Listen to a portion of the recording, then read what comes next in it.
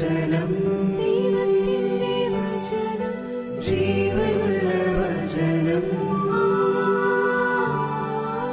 ആത്മാവിൻ നിറവാ വചനസന്ധ്യ, വചനസന്ധ്യ, വചനസന്ധ്യ.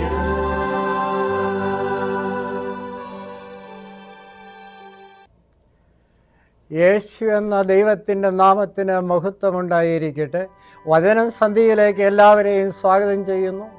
ഞായറാഴ്ചയിൽ ഏവെങ്കിലിനെ ആസ്പദമാക്കിയുള്ള ജീവൻ്റെ വചനം, ലൂക്കോസിൻ്റെ സുവിശേഷം 1-ാം അധ്യായം 26 മുതൽ 38 വരെയുള്ള വാക്യങ്ങൾ. 38-ാം വാക്യം ഇങ്ങനെ സാക്ഷീകരിക്കുന്നു: ഇതാ ഞാൻ കർത്താവിൻ്റെ ദാസി, നിന്റെ വചനം പോലെ എനിക്ക് സംഭവിക്കട്ടെ എന്ന്. ഈ കോസ്മോസിലെ ഏറ്റവും ഉന്നതമായ സ്ഥാനം മാതാവിനുള്ളതാണ്, വിശുദ്ധ മറിയാമിനുള്ളത്. എന്തുകൊണ്ടെന്നാൽ ദൈവവചനം കേൾക്കുകയും അനുസരിക്കുകയും മറ്റുള്ളവരോട് പറയുകയും ചെയ്ത ജീവിതം അനുഭവമാണ് ഇന്നത്തെ ഏവെങ്കിലും വായനയിൽ നമ്മൾ വായിച്ചു കേട്ട ദൈവവാക്യം. ദൈവത്തിൻ്റെ മാലാഖ ഗബ്രിയേൽ ഇറങ്ങി വന്ന് മാതാവിനോട്, നീ ഗർഭം ധരിച്ച ഒരു മകനെ പ്രസവിക്കും, അവന് യേശു എന്ന് പേരിടണമെന്ന് പറയുകയും അതുപോലെ തന്നെ സ്വീകരിക്കുകയും ചെയ്ത മാതാവിൻ്റെ വചനമാണ്, ഇതാ ഞാൻ കർത്താവിൻ്റെ ദാസി, അവിടുത്തെ ഇഷ്ടം പോലെ സംഭവിക്കട്ടെ എന്ന്. ലൂക്കോസിന്റെ സുവിശേഷം 11-ാം അധ്യായം 28-ാം വാക്യത്തിൽ ഇങ്ങനെ പറയുന്നുണ്ട്: യേശുവിനെ സൂക്ഷിച്ചുകൊണ്ട് ജനത പറയുന്ന ഒരു കാര്യമുണ്ട്, നിന്നെ വഹിച്ച ഉദരവും നിന്നെ കുടിപ്പിച്ച മുലകളും ഭാഗ്യമുള്ളവ എന്ന്. യേശു അതിന് മറുപടി പറയുന്നത്, യെസ് ഇൻഡീഡ്, അതങ്ങനെയാണ്. ദൈവവചനം അനുസരിച്ച് കേട്ടനുസരിക്കുന്നവനത്രേ ഭാഗ്യവാൻ എന്ന് പറയുന്നത്. നമ്മുടെ എല്ലാം ജീവിതത്തിൽ എല്ലാ ജീവിത വിജയത്തിന് ആധാരം ദൈവവചനം കേൾക്കുകയും വായിക്കുകയും അനുസരിക്കുകയും മറ്റുള്ളവരോട് പറയുകയും ചെയ്യുകയെന്ന് മറക്കരുതെന്ന് ഓർപ്പിക്കുകയാണ്.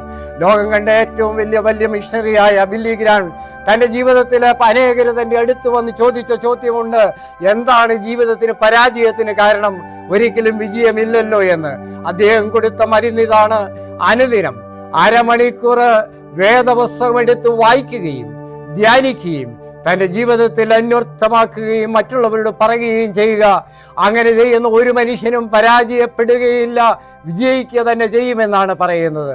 അതുകൊണ്ട് നമ്മുടെ എല്ലാം ജീവിതത്തിൽ ഒരു പാഠമാകട്ടെ. മാതാവ് ദൈവത്തിൻ്റെ വചനം മാലാഖ പറഞ്ഞത് കേൾക്കുകയും ഇതാ ഞാൻ കർത്താവിൻ്റെ ദാസി, അവിടുത്തെ വചനം പോലെ സംഭവിക്കട്ടെ എന്ന് പറയുകയും വീണ്ടും മാഗ്നിഫിഷന്റ് മഹനീയമായ ഗീതം ആലപിക്കുകയും ചെയ്തു. ഇതാ ഞാൻ കർത്താവിൻ്റെ ദാസി, എൻ്റെ ആത്മാവ് ഉള്ളം സന്തോഷം കൊണ്ട് തുള്ളുന്നു എന്ന് പറയുന്ന ആ ദൈവവചനം എന്നിലും നിങ്ങളിലും അന്വർത്ഥമാകട്ടെ. അങ്ങനെ വ്യക്തികളും കുടുംബങ്ങളും ദേവാലയങ്ങളും വേദപുസ്തകം ധ്യാനിക്കുകയും അനുസരിക്കുകയും മറ്റുള്ളവരോട് പറയുകയും ചെയ്യുന്ന ആ യേശുവിൻ്റെ മിഷണറിയായിത്തീർന്ന് വിജയത്തിൻ്റെ മക്കളായിത്തീരട്ടെ എന്ന് പ്രാർത്ഥിച്ചുകൊണ്ട് നമുക്ക് ധ്യാനിക്കാം. യേശു എന്ന ഞങ്ങളുടെ കർത്താവും ദൈവമേ, നീയാണ് ജീവന്റെ വചനം, നീയാണ് വചനം ജഡമായി മാതാവിൽ ഉരുവായത്. ആ മാതാവ് നിന്റെ വചനത്തെ കേട്ടപ്പോൾ നീ ഇറങ്ങി മാതാവിൻ്റെ വചനത്തിൽ വസിച്ചു. അത് പ്രസവിച്ച് ബേത്ലഹേമിൽ ജനിച്ച് ഞങ്ങൾക്ക് വേണ്ടി മരിച്ചു ഉയർത്തെഴുന്നേറ്റ് ജീവിച്ച് നിന്റെ വചനം കേൾക്കുന്ന മക്കളും നിന്നെ അനുസരിക്കുന്ന മക്കളും അത് പ്രാവർത്തികമാക്കി മറ്റുള്ളവരോട് ജീവിതത്തിൽ കാണിച്ചു കൊടുത്ത മക്കളും ധന്യരാണ്, അനുഗ്രഹീതരാണ്.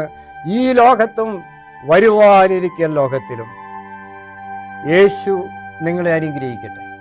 ജനസന്ധ്യ.